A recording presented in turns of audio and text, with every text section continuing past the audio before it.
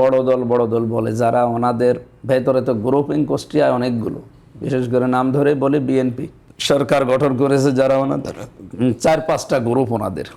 আগে যিনি এমপি ছিল তার একটা, এরপরে আরও যিনি আমার সাথে পরাজয় হয়েছে তার একটা, এরপরে আরও বড় বড় নেতা আছে কুষ্টিয়ায়। তো এই গ্রুপিংয়ের ভেতরে একটা গ্রুপ যেটা ওই যে মানে পরাজয় বরণ করেছে, ইঞ্জিনিয়ার জাকির হোসেন সরকার, এই ভাইয়ের ইন্ধনে এগুলো হয়েছে শুনলাম পরবর্তীতে। আমি সঠিক না, কিন্তু শোনা কথা যে ওনার ইন্ধনে এগুলো হয়েছে। এই কয়েকটা 8-10টা ছেলে হয়তো ছাত্র, এবং বাকি যে 5-7টা এগুলো ছেলেও না, এগুলো বাইরের থেকে ভাড়া করা, ওই যে ওই টোকাই মোকাই এগুলো। প্রিন্সিপালই এগুলো আমার পরে বলছিল। এগুলো একটা কলেজের কিছু গাছ কাটা নিয়ে এই বিষয়টা আমি জানতামও না, প্রিন্সিপাল আমার দাওয়াত দিয়ে গেল, আমি গেছি ভালো মনে করি। ওদের খেলার উদ্বোধন ছিল, ফুটবল খেলা, যে শুনলাম যে গাছ কাটা নিয়ে মানববন্ধন হচ্ছে।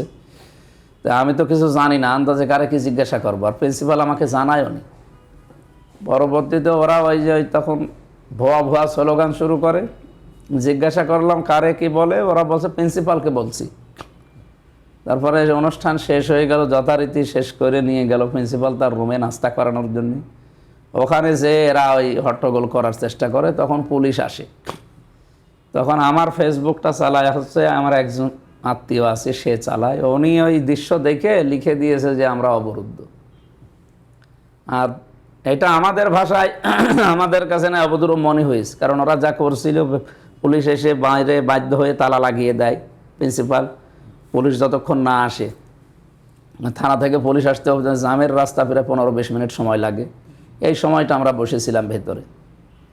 বাকি প্রিন্সিপালের কাছে সাংবাদিকরা যাওয়ার পরে বলছে না, এটা তো অবরুদ্ধর ভেতরে পড়ে না। তো ওনার কাছে অবরুদ্ধ মনে হয়নি, কিন্তু আমাদের কাছে তো অতটুকুই অবরুদ্ধ মনে হয়েছে। এই কারণে হয়তো লিখে পরবর্তীতে ওটা মনে হয় কমপ্লিট করে ফেলে, শেষ হয়ে যায়, ওটা নিয়ে আর হয়নি। তো ওই কাজগুলো যারা করে ওদেরকে আমি পরে ডাক দিলাম না, ওরা দেখা করতে চায়, ওই 4 জন যারা স্লোগান দিচ্ছিল ছাত্র দলের নাম করে। বলছে আমরা সাধারণ ছাত্র।